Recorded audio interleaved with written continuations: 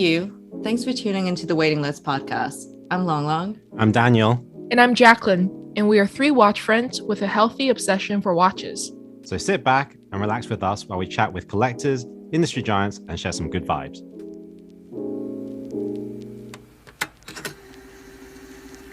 All right, welcome to the pod, guys. And today it's just the three of us, but I thought we would record this session and put it out because we would have had this conversation anyway amongst the three of us, and I thought it might actually work well as an episode.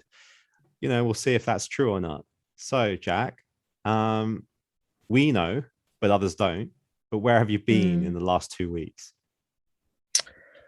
So I was in Switzerland for about a week at the beginning of November, but now I'm finally back in Canada. And that's why we wanted to record this, because I don't know, like we thought it would be kind of, maybe cool to chat about what I've seen, since it was my first time to be exposed to these kind of things. So yeah, and what did you go for? Well, for many things, many purposes, but like the one thing that I was most excited about was to finally be able to see and like touch the pieces through, auction previews and going to the ateliers, basically, like, and because I've never done any of this before. So it was like a first time experience for me. And I did see a lot of things that kind of took me by surprise, some that I was disappointed about, but others took me by surprise. So you went there to see some independent watch brands, and during your stay there, you managed to see some watches because the auctions were happening. Yes, right? I tried to fit in, and this is, quoting our previous guest, Fet Tan. I might have been a little bit overly ambitious with my time, but I tried to fit in as much as possible during my short stay there, to see the auction previews, to touch the pieces, and visiting some ateliers, and So essentially you went there for watches, right? So where did you choose to stay? What do you mean? Like the hotel? Yeah. I chose to stay. Wait, why are you bringing this up? No, because I just want to see, like, geographically, like for people who haven't been to Switzerland. Okay. Maybe they have a different appreciation of the size of Switzerland, for example, right? So okay. How far is everywhere away from your hotel? Why did you pick that hotel? You don't have to tell me you're not staying there now, right? Oh, okay. No, I'm surprised because I was quote unquote like venting about this to someone the other day, and I can't remember if it was you or someone else, but I chose to stay at the Four Seasons in Geneva, which has like a beautiful view of the lake, like a part of the lake. Obviously it's not the main lake. And then it was very okay. My favorite thing about that hotel is because of conveniency. Like it was so convenient to just go everywhere. You can literally reach all of the boutiques and some independent workshops within 5-10 minutes of walking distance. And that was something I really appreciated because it was my first time in Geneva.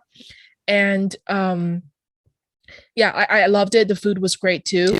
But my complaint was I didn't realize, and I should have took notice earlier, I didn't realize just how expensive it was to stay there.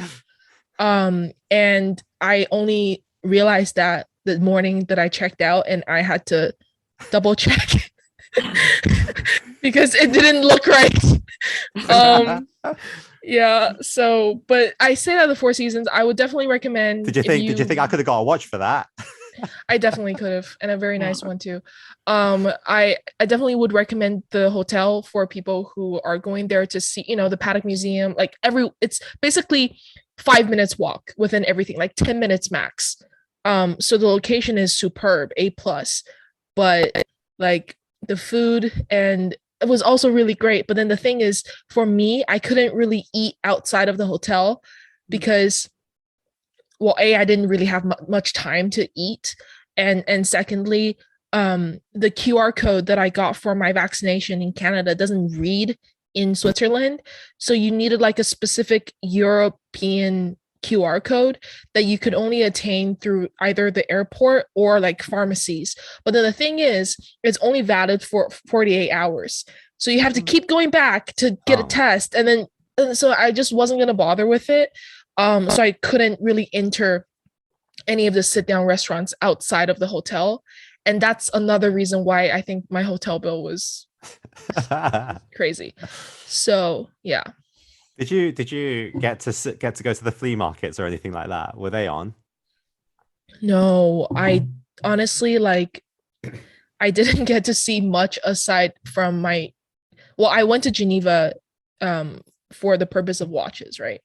And I was just basically just one thing after another. I was averaging about 15,000 steps a day, which is I think pretty much like a lot. And then because I'm not walking all the time, I'm walking and sitting there, right? But I walk to a lot of places to sit there and talk. So, yeah. Right. But on the first day you got there, I think you went straight to the Patek Museum. I did. So what was that like, and what did you get to see? Anything special? Because it's interesting. I've just finished that Grand Complication book by Stacey Perman, right? Yeah. And towards the end of the book, where both guys Henry Graves and Ward Packard have passed away, it talks about what happens to their collection, right? To basically modern day, where those pieces are. And obviously the Patek Museum is heavily involved in that. Yeah. So it'd be interesting what you saw. So I went there my first day. I got off the flight at 10:30, and then I was, I got to the hotel and checked in and everything. I was so tired. I took a shower, and then I was debating if I should take a nap or go and sightsee. But I decided to just get out because I was like, what's the point of me sleeping here? I'm only here for such a short time. So then I walked to the Paddock Museum, and I couldn't get in because of my QR code. So it was the first place that I realized I couldn't have access to all these like museums or whatever with a Canadian QR code. So I had to kiss ass, and basically, it was so embarrassing. I was like texting my friend who's in London, and I was like, can I use your QR code? I doubt they're gonna check. So then he sent me his QR code. And because he's also Chinese, like the name, it's not like Peter, and they're like, oh yeah, Peter, you're not a guy.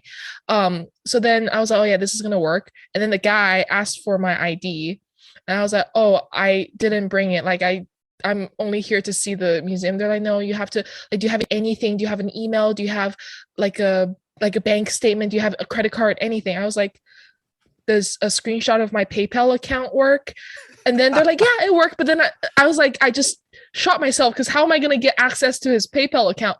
And I was like, oh my God, I'm sitting there like texting my friend. I was like, I need something with your name. And then the guy was, oh, just go in. I trust you. Just go in. I was like, okay, thank you. So then I went in, and I didn't have enough time to go through everything because they closed pretty early, and I had to meet someone else.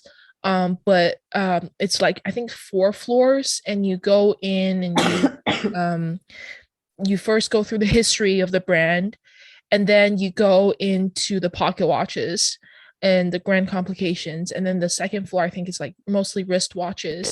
And then I didn't get through the last floor. So did you use headphones? I did. I borrowed an iPad, and then I walked through the exhibit. And I saw, again, like the pieces that you've read about, right? Like the 2499p, like the Henry Graves and all these things. So it was great. It was great. You can't take photos though, can you? In there. Well, you can. No, you can't. Oh, you can't? You cannot. Really? No, of course. So what was the most memorable thing that you didn't take a photo of?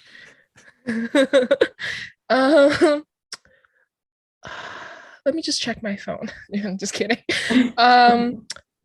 The most memorable thing, well, like the really early pieces, like pieces that don't even have a reference number. So it's Are just we the talking about caliber. clocks, or are we talking about pocket watches? Or are we talking about Okay, watches? we're talking about wristwatches because that Okay. was, I only had a limited amount of time, and if I were being like a very studious, like scholarly person, I should have went through the pocket watches and the history like first, but I was time conscious, so then I did the wristwatches first. And I saw the really early ones without even a reference, just the calibers. And Oh, then I okay. saw I did see a lot of the Grand pocket watches, the star caliber, and then I also saw like a whole alignment of Jaeger Robert, like which is like the shaped Patek's. And then I saw obviously like, the perpetual calendar chronos. I saw the split second retropont.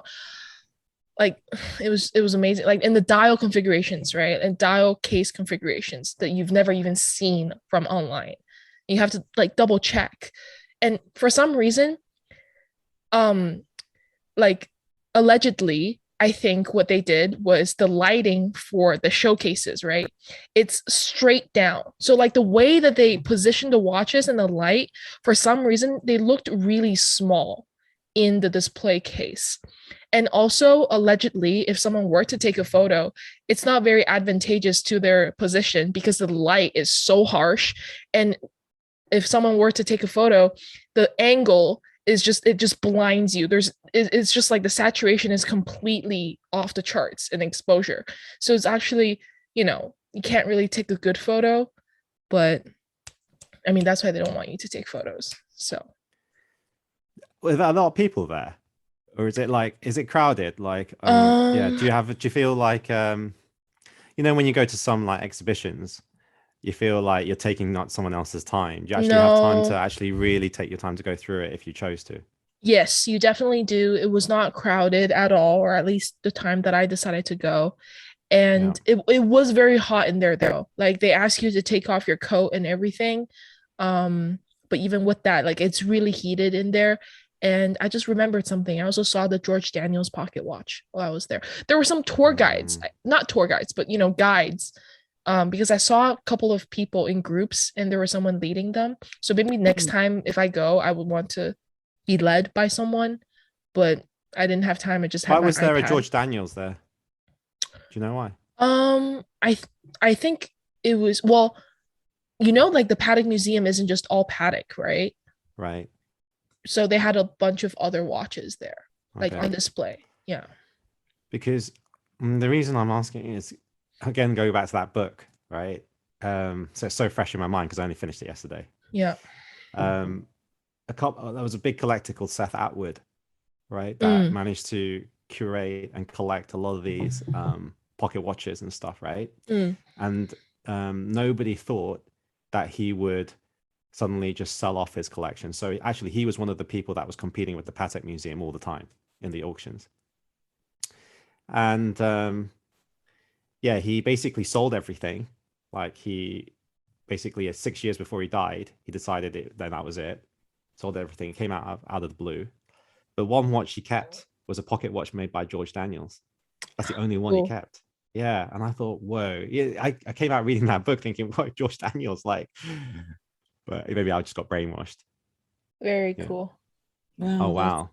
Wow. Yeah. So like I thought, it was really nice to see the other watches. Like next time I go, I'll definitely spend more time. But even like when you said buying out entire collections, right? One of the previews I went for very briefly was Antiquorum. And actually it was my first preview. I went even before the Paddock Museum. And I was studying and I was sitting there and I was speaking with a specialist, and while chatting, he was like, okay, so what you don't know is lot 1 to lot 147 all came from the same guy. I was like, wait, what? Like, that's crazy. And he's like, yeah, he's a very, well-known collector in Switzerland, and he bought 80% of them he bought from Antiquorum, and he sadly like passed away a few years ago, so now his family is auctioning all of these pieces off. and you sit there and you look at the catalog 1 to 147. There were so many and so much variety, that it did make me think, right? Like this was someone's life's, not work, but it was a part of his life or her life. Yeah. And they don't accompany you after Exactly. you pass away. Exactly, So what you can keep is basically the knowledge, the information, the people that you've met. Like you can't really materialistic like take them with you, and they do go somewhere. So imagine you're a watch in his collection, right? Like you've been with this person for how many years, and then suddenly the owner passes and you get auctioned off to join another person somewhere else in the world, and you start another life. And it's like, as if I were the new buyer for that watch, the only information I might know is I might know the guy's name. I might know the, service history and whatnot. I know that he owned it, but you don't really know anything else about that person's life. And you don't know what his intention was when buying this watch. You just know that you have something of someone else's and they might have cherished it long before you did. It's like it's weird to think about. No, it's not, because again, I go back to that book. It talks about that very thing, because after like I said, it talks about the collections, what happened after they died. It's very hard for the piece to mean the same thing to the person that bought it, to the next generation and the generation after. And what actually happened to the pieces is, you're saying that it's sad that they turn out at auction and then it gets to be purchased by somebody that might not really understand it. But a lot of the pieces from the graves and the Packard collections, right, are still not found. They got dispersed so badly that some turned up at auction, but there are a few cases where some people didn't even know what it was. They went there and they can see the family crest and stuff, and then they think, oh, this is an important piece. Like it somehow managed to end up with people that don't even know or care about watches. It would be like locked in the attic or something, and very in poor condition. So I thought, again, a bit like you, it was a bit melancholic, like how. And then also I wrote in my notes, how I do notes on Instagram about the books I read, how transient we all are, that these things, do we really possess them? Because Henry Graves' Super Complication took 8 years to make. He only had it for 3 years, and then he gave it to his daughter. Like, very transient, you know? And it made me think about my own like collecting journey. I think it all kind of resonates a little bit. Good questions to think about. So I gotta ask though, the next question is, you went to also see Recepi at his manufacturer, right? In fact, you went twice. What did you get to see there? Well, I mean, I just wrote a post on it today, coincidentally. I went to see a few manufacturers, and Crivia was just really convenient, again, because it was in like 5 minutes away from the hotel, so I could very easily walk there. The first time I went basically was very short. Both times were very short because they're absolutely like packed with schedules. First time I went, I met Rajab and Annabelle, who's manages the workshop, and they does his wife, yes, partner, and showed me around the workshop, showed me all the machines. And it was during that visit when I realized that like Mr. Hagmann wasn't there, because it was an afternoon, and then I realized, oh, he only works in the mornings. And then I told them how I wanted to, if possible, meet him, because I really want to see his hands. Because again, going back to our previous conversation, John Reardon, when he came on, he suggested that we should ask to see his hands when if possible. So I told them the story, and they're like, oh yeah, of course, just come back next week, like at this time. And then and I made it work. When I was back, I met with Mr. Hagmann, and that was kind of the highlight of my really short trip there, because it wasn't just about the brand or the watches. hearing his story, it was very emotional in a sense because he's 82 years old. And I've obviously learned about his name long before I met him, through, books and catalogs and videos. And so I knew who he was and his legacy, and the like, such a legendary guy, right? So I was kind of nervous when I saw him, but it was like the most normal thing.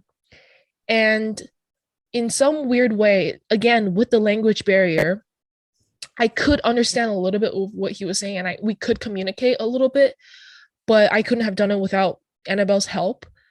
But when she left, I think during the conversation, she left to answer another call or something. So it was just me and him at his bench, and he was showing me opening up every single one of his drawers at the table, showing me the tools and like the goggles and everything at his workbench. And I was trying to ask questions, right? Like formulate first.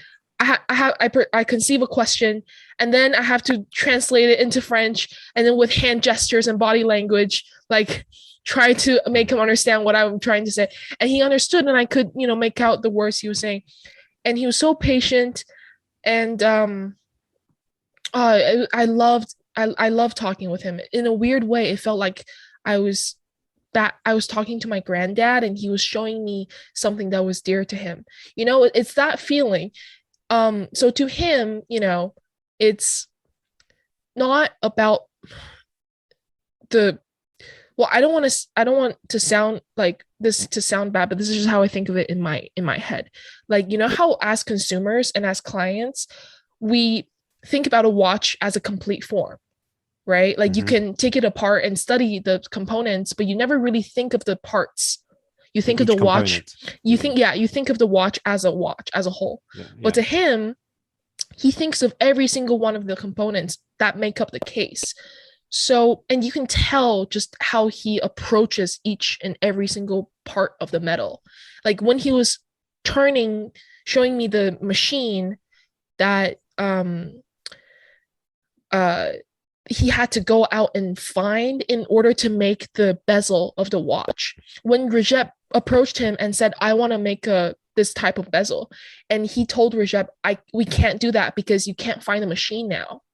And Rajep and them were like kept going back and forth until I think like months later, Mr. Hagmann told Rajep, hey, last night I just had a revelation. If we can find this machine, we can make that part. You can alter the machine. No, it was that one specific part to a machine. Oh, okay. And I don't know the words. I forget. But I was like, whoa, that's really cool. And then Annabelle said, only after did he have that thought did they go out and try to find these really old machines, and they bought all three of them, all the three that they could find in Switzerland. And they're really old parts, right? So first, if he didn't have that thought, then it wouldn't lead to the parts, and then they wouldn't lead to that specific case design. And it was just like hearing all these behind the scenes stories. And then he then showed me, I posted a video on my account of him showing me how the bezel part is turned, the concave bezel, and like how he brushes away the metal, and like slowly but surely, and then after that he removes the metal, and then he sweeps up the remaining metal off the ground because you can recycle metal. It was just all these steps that obviously as an end consumer you might not know of, but like he was very kind and patient to have walked me through his process.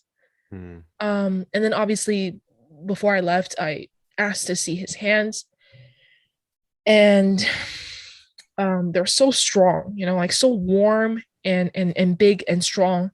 And then he showed me his worksheet that he draws with a pencil, and then he gave me his business card.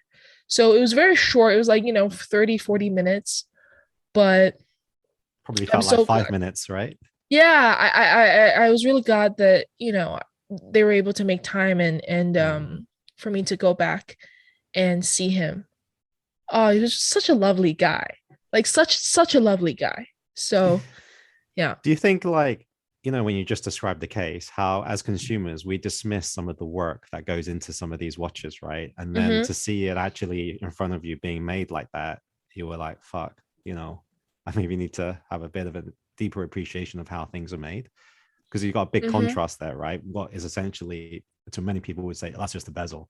They kind of even don't dismiss it because they go looking straight at a dial, right, of a watch. But Mm-hmm. actually, so much work just goes into that.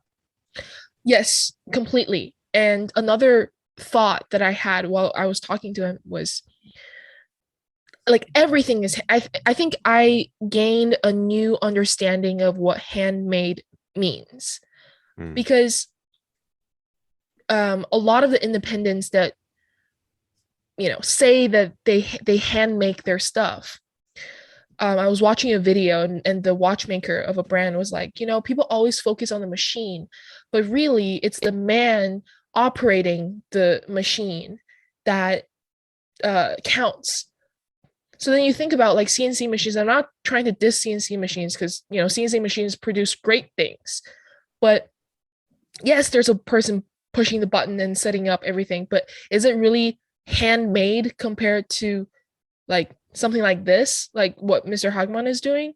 I don't think so. Where previously I thought, okay, as long as it's not, like everything is like this is done, sure, there's a handmade factor. But then when I saw that and all the machines there, like the really, really, really old tools that he had collected, some of them were, almost 100 years old, he was saying, like he had to. Oh, one sad thing, a little bit sad, was I asked him, these tools are so old, where did you find them? And he said, well, you buy them off of retired casemakers. And sadly, there aren't that many retired casemakers anymore because there aren't that many casemakers like to retire because the industry is basically like there's none left. So it's really, he used to buy them off of other casemakers, but now everything is just mostly CNC. So he's really I can say like one of the last of his kind. Yeah. Wow, very touching. Yeah. So you were there also in Geneva during the Only Watch auction, but Mm-hmm. it's an auction that I followed with you online, Mm-hmm. that we were talking about. But you didn't go to the event. Yeah, how come you didn't No. go? Was it in your schedule to go, or what? Like, Ideally, again, I put everything in my schedule. It just didn't work yeah, out. I had to meet someone else. I had to meet my family friend. okay, Um, but I was watching it on Instagram Live for a little bit, and then when I saw the result, I was like, oh yeah, like it would have been cool to witness, but um it's okay next time. It's up on YouTube for anyone who wants to watch it, the entire thing. So, yeah. right. Apart from meeting Mr. Hagman, Mm. what would you say were the highlights of your trip? Um well, seeing the watches that I was able to get my hands on and also chatting with some auction people. Um I had a dinner with, the team at Philips, and it was like my first time meeting them. So we had a pretty good conversation then. And then aside from that, like basically, I organized really well, right? Like sometimes it's only about watches, but then my family friend was also there. So then we went out for road trips too. So the road tripping part was also a big highlight for myself because it's been a long time since I did a road trip, and the weather worked, turned out to be really nice on the days that we did go road tripping. So those were also my highlight. During the time you went, it was pretty much a mecca of people gravitating to Geneva because of the Only Watch and all the other Yeah. auctions happening, right? Yeah. It would have been like a bit of like a who's who of watch industry. Did you see anybody? Yeah, I saw some people, but like in passing, and everyone was just so occupied. So Who did you see? I saw Marco, Swiss Watch Gang. He Did he see I you? No, he didn't. And he All doesn't right. know what I look like, obviously. Well, he does listen to the podcast. He does listen to the podcast, but again, it was very, very in passing. It was like I'm walking out of the hotel and he's walking it. So Yeah, I'm sure Marco was very busy. Yeah. yeah, He would have been really busy during the time. Yeah.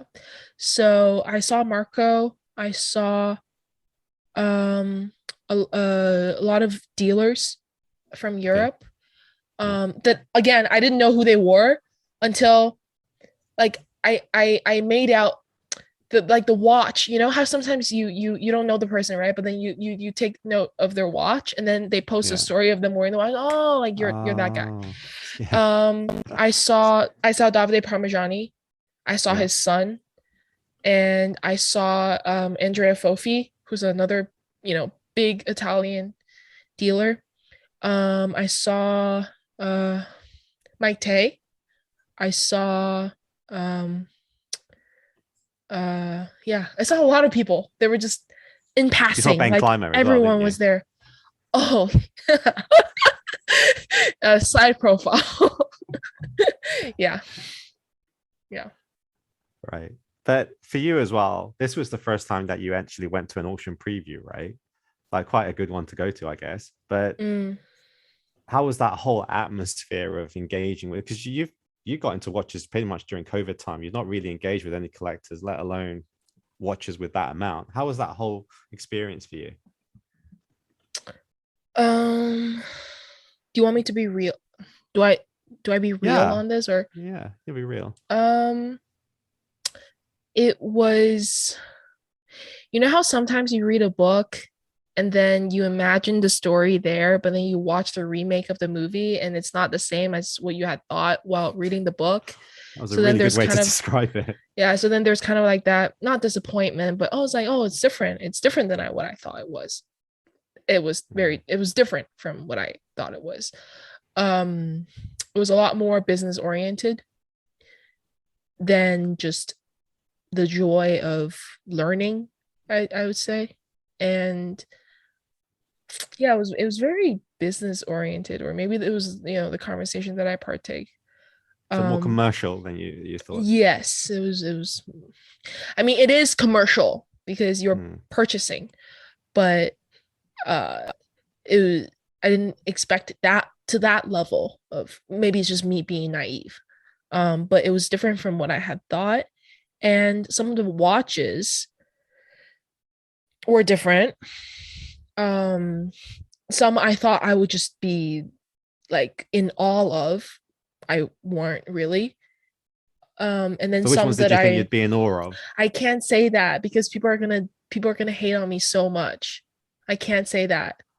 You can't say that? Okay. I think you're in your own right to say it. It's just not for you, right? Okay, you can't like every single piece. Okay, well, yeah, okay. This is where I think the hyping factor has maybe gone out of control a little bit. Like, what did I see that I wasn't? Okay, well, you know how like everyone was over the Dufours and the duality and stuff. And I saw the duality, and I don't know, maybe it's the lighting. It was really dark. Like when I saw the movement, like I'm not saying it's a bad watch, obviously, because it's a great watch. Like, don't hate on me for that. But it just wasn't, I expected like like church bell ringing, like that type when I see it, because it's just been you see it everywhere online, right? But then when I saw it, it wasn't. It was just like, oh, yeah. And then I saw the simplicity for the first time. I didn't even ask to see the Grand Sonnerie because I don't know. I didn't. I asked to see a lot of stuff, and I just felt shy of asking. But yeah, I saw a lot of things that weren't like, wasn't what I expected to be. However, the one watch that we talked about between the three of us, and Lon was making fun of me, the 2497G, I saw in person, and I would absolutely do what we said I would do to get that watch. That was a stunner. Right. Yeah. So Long's been pretty quiet on this podcast. I guess what she really wants to know is, did you have any good breakfasts? I did. Not the Very, best. very It really was expensive the best. breakfast. Very expensive breakfast. I think I texted you a photo, right? I had Yeah, you did. not the waffle. What am I talking about? The The French pancake, toast. the French toast. Yeah. I was just shocked that How good it was. Oh, okay. Also, that it was a little bit sweet for me, though. I have to say, it's very because sweet. it's very sweet. It's really like sweet. it's very, very sweet. So I didn't finish the entire thing. I think that portion is like for 2 people, and I ordered a No, bunch it's of other not. stuff. Okay, it's not for you. It's Oh my not. I God. take back what I said. It was very sweat. Yeah, I was just shook by how much they charged me Price. for a pineapple juice. Yeah. 18 Swiss francs. And you know what? I ordered it every single day. Like, did I know? Does it make a lot of sense? Like, Waco's rant on the Basel sausage.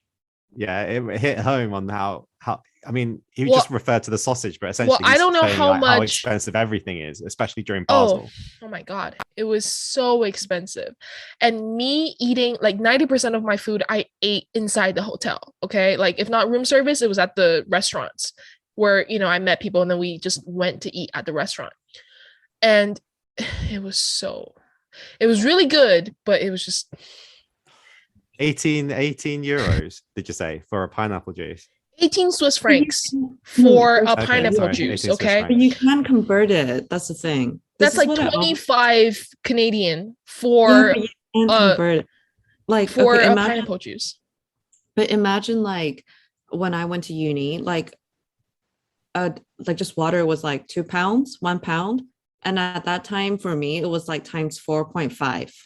Yeah. So obviously I'm gonna be like, this is ridiculous. Yeah, I'm always doing anything. Yeah, I'm always doing the math. Yeah. But the thing is, like, I didn't have much choice, right? I still ordered it knowing how much it cost. Yeah. Like, I was just, I don't know, like, because at that moment I felt like I had the power of checking this off on the breakfast thing and then hanging it on my door. Sorry. I'm like, what's stopping me? I was like, what's stopping me? I literally have the pen in my hand and I can just check whatever I want. And I was like, okay, I'm gonna do it. And then I walked out and then I hang it on my door. And I did that every single day, knowing that it was 18 Swiss francs. But then now I'm bitching about it. I just find it weird that of all the juices that you can drink, you chose pineapple. Because there weren't okay. I also had grapefruit. No, I had grapefruit every morning, like when I was there, because there's this whole thing grapefruit was 15. Diet. Yeah, grapefruit slimming. Yeah, so then you're like, I'm about to drink this grapefruit juice before I eat tastes my like it's not the best tasting juice, but it's a not. good like I'm slimming using one, it like medicine. Yeah. So I mean, while we're on the topic of food, like, I had the beef carpaccio that was really good. I had the Did you have any Chinese food? Hey, the Chinese food there is actually quite famous. There's some restaurants where there. Like, I only ate in the hotel. I must have ate black cod like every 5 or 6 times. I remember there was one day I messaged her and I was like, why are you drinking so much? And then she's like, no, it's virgin. Yeah. Oh, that meal I didn't have to pay for. Oh, now I remembered. I didn't have to pay for 2 of my meals there because someone else paid for them. Okay, Jacqueline, next time, okay. If we all travel like next season, right? Yeah. I'll make sure to line up your meals with all these collectors that will pay for you. I think, when it comes to us traveling together, it's very clear that Long's going to be in charge of the food itinerary. It's fine. Like, this is where we're going. Yeah, it's fine. I'll just deadlines. I managed to get this place. We need to be here at this set time. Yeah, I'm for it. I'll just eat whatever you order. Jack, it'll be like, right, we need to be at this independent watch brand and we need to be at this museum. Yeah, this time. we will make sure it all works out. Like, Long and I will make sure that the time, and I'll just be like, as usual, just going with the flow. Yeah. What's that? What? I don't know. I didn't see. We Yeah, need we to also rent have some to. bicycles. That's what I I said. know people don't like inside jokes, but I have to say this: we also have to Yeah. visit a particular district in Switzerland. Oh, Yes, we do with Long Long. Yeah, that's Yeah. right. Yes. Okay, so anyway, back to this. I know that you also went to visit two other independents, which were Kari and Oh, also Atelier de Chronometry. I didn't. You didn't? Again, Okay. I was stupid. I like I messed up the time a little bit, and it just like Kari didn't work out for me, which was a little disappointing because I really wanted to meet him and he was going to show me my dial, but it didn't work out and it was a little bit far off. Yeah. So why is Kari like? Kari isn't close, is it? It's not. It's not. He's not. He's about 2.5 hours away By train. by car. By the way, another mistake that you shouldn't do, and I did. I rented a car. Why? And I rented a car. No, because I was like, okay, for road tripping, it's fine. Like I'll do it, and it proved very useful for half of the time. But what I didn't realize was, like, how much the hotel charged me to park the like. I thought it was gonna be free, right? I'm really nitpicky about these things. I was like, if I'm spending, Are you the kind of person that goes to a hotel and doesn't know how much things are costing? Like, because you think you're in the hotel? Like, no, yes. Well, this is how I think, right? If I'm paying $1,500 for a night, you shouldn't charge me parking fees. Like, but in other countries, it is free. Yeah, so I was like, okay, this doesn't make sense. Anyways, yeah, I didn't. So how much were parking fees? I forget. It was like 100 like a day, a night. It was ridiculous. I think the juice is worse. I mean, was the juice fresh? 100 Swiss francs to park a day is quite a lot. Like, and don't you forget about the 125 or 40 city tax per day. But Dan, if you convert that, okay, not even convert. If you look at Hong Kong, it's the same. Yeah. If you go park your car in the shopping center, it's the same. Okay. Well, it's not if you go and buy a fork at Landmark, right? No, but even after I deduct all my 5 hours at IFC, my every time I go out, it's like 400 something HKD. Wow. Yeah. Yeah. No wonder you don't drive. Yeah. Right. The one dish I ate the most was black cod, and it was 75 Swiss francs. Like, the only memory she has of Switzerland is fucking pineapple juice and black cod. So do you reckon that if the watches were made elsewhere, they would be like 20% of the price? Yes. Everything's expensive, right? Oh, so maybe those watches so expensive. But I think so expensive. Jacqueline, you eat cheese, right? Yes. So I think I saved a lot of money, right? By going to the supermarket. Yeah, because there's no time to eat sometimes. So I'll go to the supermarket and buy a box of cheese and then just eat while I'm walking. That's what I will do next time. Yeah. Like, I didn't think Could you get to the supermarket though with the QR code thing? Yes. Supermarket is fine as long as you don't eat there. If you eat there, like, you don't have the food sections, they check your QR code. So, and I was downing espresso. I don't drink espresso ever. I was downing espresso every single morning. You know how they give you 6 packets? Like, every day they had to replenish the 6 packets. Yeah. And I got really salty because they gave me a free bottle of milk to go with the espresso, and it only came the day. Like, I was I didn't want to ask because I thought it was very obvious that I had finished my milk bottle. They just left it there. They never even gave me a new bottle. I was like, is this not obvious? I was like, I should have, but I don't know why I didn't. Because it was free. It was free, and I thought if you had to come back and give me all the 6 fresh packets, you should as well give me the cream. And why do I have to ask? You clearly see an empty bottle. There's a Anyways. lot of like hotel pet peeves. Like it's like if I have existing body cream and you can see that there's existing body cream, but you put a new one, that kind of stuff annoys me. Like this more, like you're now fucked up my like organization. Like I've Your got this list line arrangement. here. And Your then the other one- arrangement. yeah. And then it's like I open the coffee capsules and not like 2 of each color. And now you gave me 4 of the same one. And like I'm like, what? No, there's more. Also, the pillows. I literally, oh, it was so uncomfortable. The pillows. Either they were too high or too low, like too hard or Oh, too God. soft. So sometimes I try Yeah, I hate stacking that. both and then they don't Yeah. work out. I'm like, oh my God, I just slept without pillows.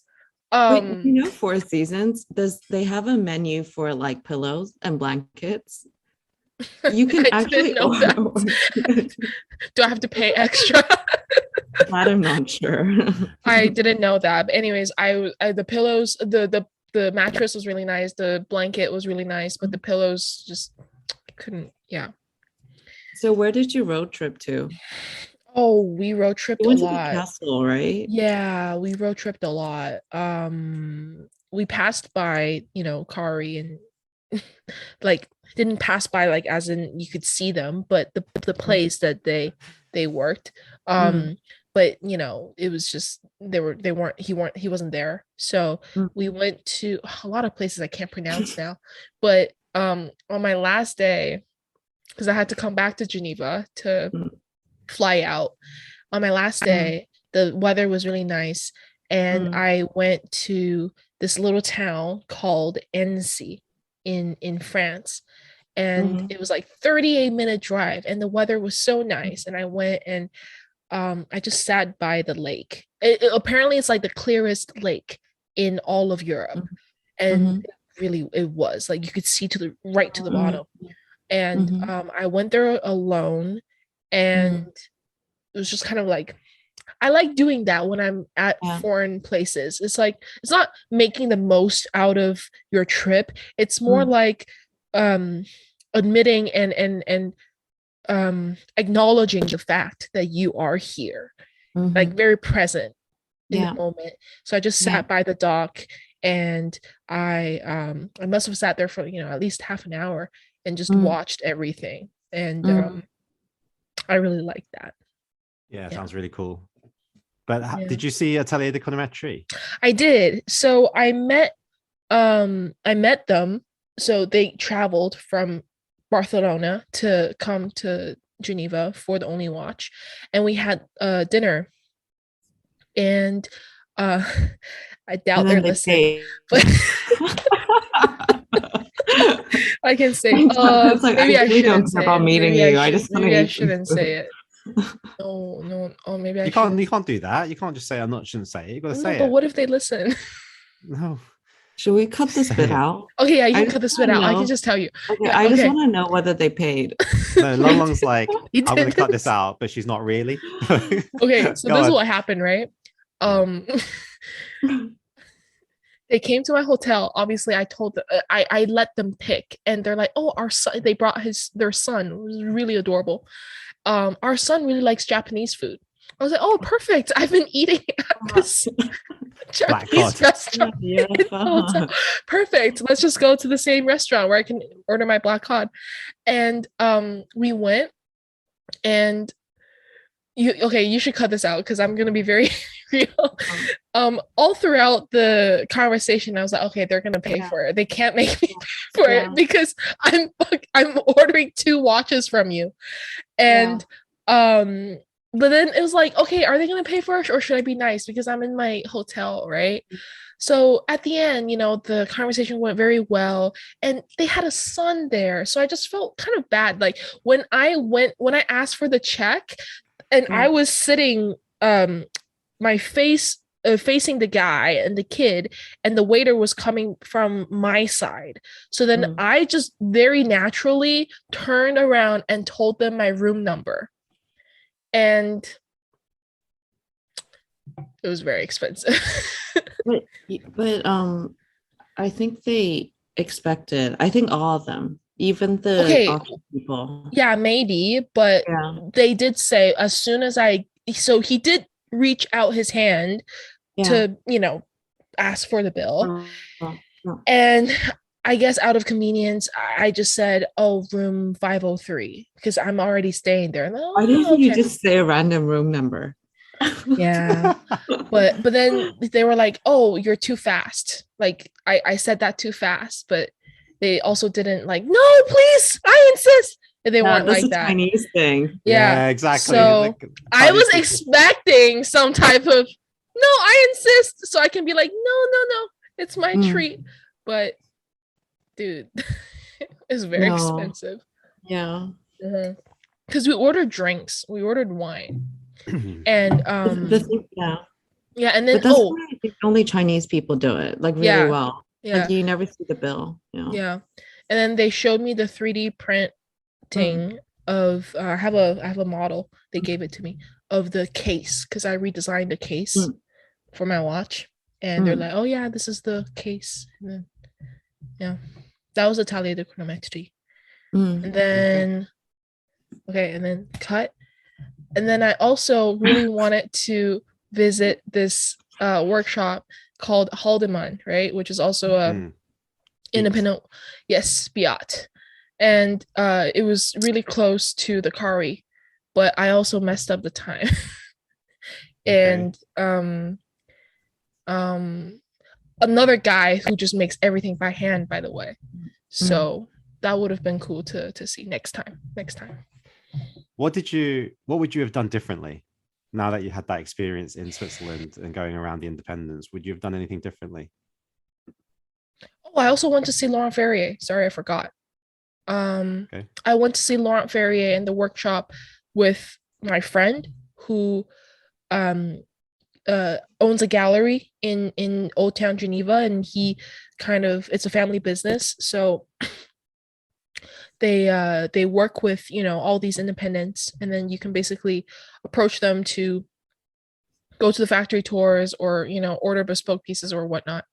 So I went to Laurent Ferrier with them because I was picking up my piece that I had ordered through them.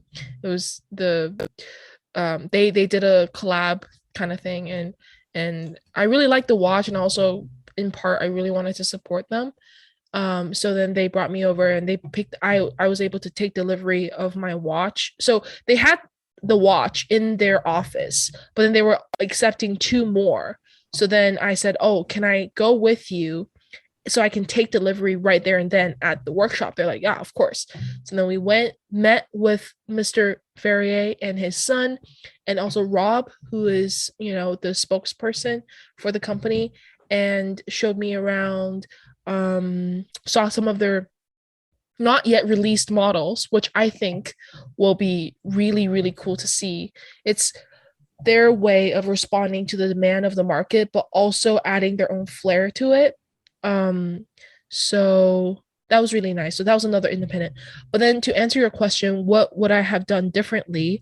I think next time, if I were to go, I would definitely not just overpack my schedule and leave out free time for other things, because I didn't do that, and I think I missed out on some cool things to see, and also just to explore Geneva a little bit.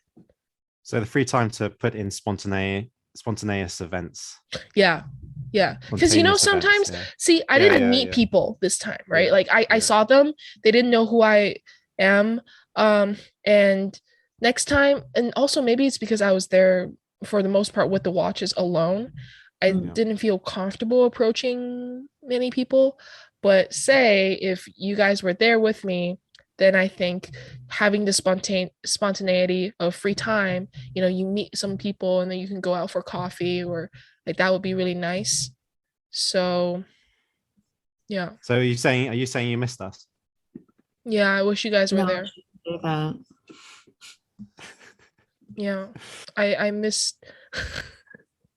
I want someone there to pay for my juice. All right. I'm also drinking juice, not paying. Not paying. Dibs. Yeah. Right. Okay. So finally, I know you came back with some goodies, some Mm, good ones, and also some not so good ones. mm. What did We'll you come cut back that part with? out. You have to say it. Like, what did you come back with? But Come on. what if they listen? Look, this is a podcast. The whole Because I point is did we record it. plug our podcast to that person. Good. So Well, I just say what plugged you it came to back. What many. did you come back with? Good and not bad. We'll leave that for the audience to decide. Okay. Okay, so I came back with my Laurent Ferrier. Mm-hmm. I came back with 2 APs and the 5004 that I was waiting for. What APs did you get? I got a Royal Oak and I got a Code. I never knew you were a big fan of the code. It was pretty nice once you see it in person. Which code did you get? I got the rose gold one with the purple dial. Okay. Mm. Any particular reason why you like that one? Is it particularly purple with pink or something? Is it nice? Well, I don't have a purple dial in my collection yet, so it was nice to diversify a little bit. And also, okay, the Code received a lot of backlash, and I went in not thinking of anything, but then the crystal of that watch, okay, is actually like, people can say how much they hate or love the Code or whatever, but one fact that you cannot really dispute is they did try to do something that other brands aren't doing with the crystal. And the case, like with the skeleton lugs, like that was nice, but I don't really care about the lugs. I care more about the dial. And the dial was it was purple, so I think. What was the AP? What was the Royal Oak you got? I didn't buy it there. I went to pick it up.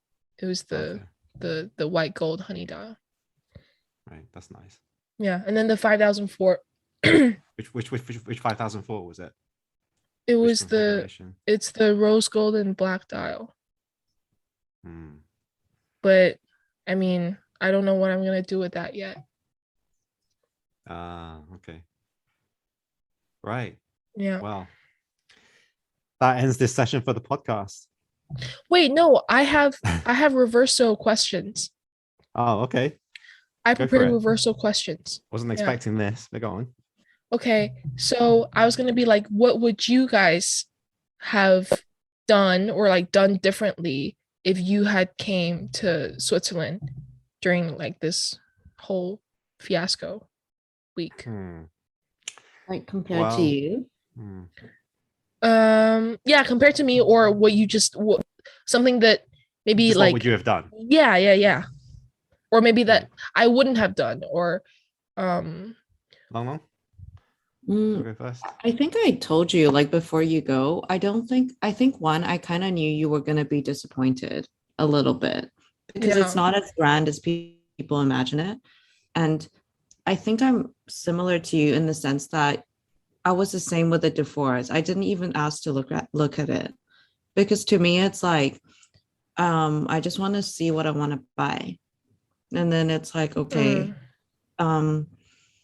And then also I usually, what I do is I only choose two main things, one during the day, one at night.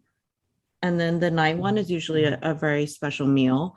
But then the rest of the time in Switzerland, I will only do outdoor stuff, like even picnics and hikes and stuff, because I think you can never get this kind of, well, you can in Vancouver, right? But I can't get this in Asia. But everything else, I would just think of, I kind of think of Geneva kind of like Tokyo. You can go every year just to go back to the same things to see if there's anything new. And then you kind of think of the place like, it's one of those cities that it's actually not that exciting. It's just specific things you need to go there for. Yeah. So I would never pack my days there.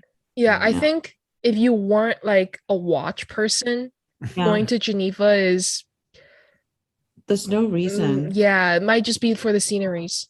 Yeah. Yeah. Okay. Another question though is, at the previews, again, it was my first preview, right? Mhm. I don't know if you guys feel this way, but going back to what you said, Long, like I only ask for pieces that you want to purchase. Mm. I also thought of it, but also I was there and I felt kind of embarrassed asking for these Same. watches Yeah. because I mean they know I can't I am not buying or bidding for them. So Mm. it was like um well, my friend there was very, kind and he was able to bring a lot of the pieces because sometimes you can only bring four at a time, right? Mhm. Mhm. And that I didn't know of. So I had a list and it was very long. So Mhm. four at a time, and then he had to keep going back and forth. I felt really bad. So I kind of just shortened it a little bit, but it still was a pretty long list. But he Mhm. was very kind and he brought all of them out, I think, in two trays. And Mhm. I was able to see a lot of them, but still, I didn't get to see everything that was on my list initially, Mhm. but I felt bad asking to see more because I was just like, oh my god, it's just gonna be such a trouble for you and I'm gonna bother you so much. And also, like, my attitude was to see them in person, right? With maybe like I was trying to bid for one or two, but then not definitely not, all of them. Mhm. And I felt kind of a little bit embarrassed and guilty to ask, but that was Mhm. just how I Mhm. felt. Um, yeah. I think, yeah, in answering your first question, I pack my schedule with stuff to do, but I have a lot of free time in there as well. Not only to do the spontaneous things that sometimes occur, but also because my Yeah. mind needs to rest and process. So Yeah. I don't like to just rush from one place to another. I like to be able to give everything like its designated time. So generally, yeah, a bit like Long Long, two things. Definitely would have made use of the outdoors. That's something that I would have Yes. Yes. definitely done. Mm-hmm. And because I've seen, maybe like for you, it was a massive opportunity to see a lot of pieces. But then, Mm-hmm. not saying I've seen a lot of pieces, but maybe you know, like what we said, yeah, meaning if we went together, it's a lot more fun just to Yeah. mess around, have fun with the watches, but then meet other people and stuff like that. Mm-hmm. So a bit more less structured, and Mm-hmm. probably, being honest, I probably have more interest seeing the independents going Mm-hmm. to the Mm-hmm. manufacturers and stuff. Yeah. Yeah. I mean, And then in like, terms of your answer, what you said about the auction, I think yeah. maybe for a lot of people who go there first time, they feel like how you feel, like a bit bad, a bit like a bit shy. But then I Mm. think if you go more, you just get used to asking people to look at certain pieces. And I agree with Long Long. You do go to pieces, you do look at them and think, is there much point in looking at something you can't really afford? Yeah, Yeah. I mean, maybe if you treat it like a museum and think, oh, I want to see historically significant pieces. Yeah. But if it doesn't fall into that category, is there much interest to then go and ask the guy to bring it out? I don't know. Yeah. Maybe not, right? Yeah. So So that's how I felt a little bit. And by the way, I agree 100%. Like maybe you'll like the independence a lot more. However, I have to say though, it was cool to go to the salon, the Paddock salon, because it was the only salon where they have almost everything on display. And well, not on display, but you can request to see them and try on. You can't buy them, but it was kind of cool to see some of the watches that are in current production there. And the people were really nice too. I sent a watch there for servicing, and then I wasn't expecting it, but I was very happy that it happened, and they gave me some free straps to take home. So and like free hats and a hoodie. That was nice in olive green. I think you did post about it, right? They're pretty The cool. Yes. post show is just about how she got freebies and where What? you can get cheap and free stuff in Geneva. Let me tell you, I took as much free things as possible. Any chance I could find. Oh, I'll take that. You don't offer it to me? I'll ask. The AirPods, did I tell you I got an AirPods Pro from AP, And Yeah, I was the same with and Dave. like that was pretty cool, right? And I had just lost one of my buds. I was like, oh, what a coincidence. Because someone else had it in front of Had you them. actually really lost one? No, I did. I really did. Oh. I didn't lose the bud. I lost the rubber thing. And someone else, the reason for our second dinner was because I had met someone in the boutique, and then we got into talking, and then he also purchased a watch, and then through the same sales. So then we're like, oh, let's just all have dinner. Anyways, I saw that they offered him the AirPods. I was like, oh, what's this? Well, I didn't know what it was. I just picked it up. And I was like, oh, it's AP AirPods. And then the boutique manager sitting there, I think because the guy was, I don't know how they know each other, but it was like, oh yeah, like, please, would you like one? I was like, oh yeah, it would be lovely. So I took as many free things as possible. Oh, I'm gonna sound like such a cheap person after this, but Anyway, Jack, thanks for sharing that journey with us. Yeah, I'm really happy. I'm sure overall you had a really good time. And it was a good insight, into what Switzerland's like and the places you visited. So yeah, to the audience, reach out to us at the Waiting List Podcast if you want to ask any more questions about Jack's trip. And we'll see you guys on the next one. Ciao. Bye.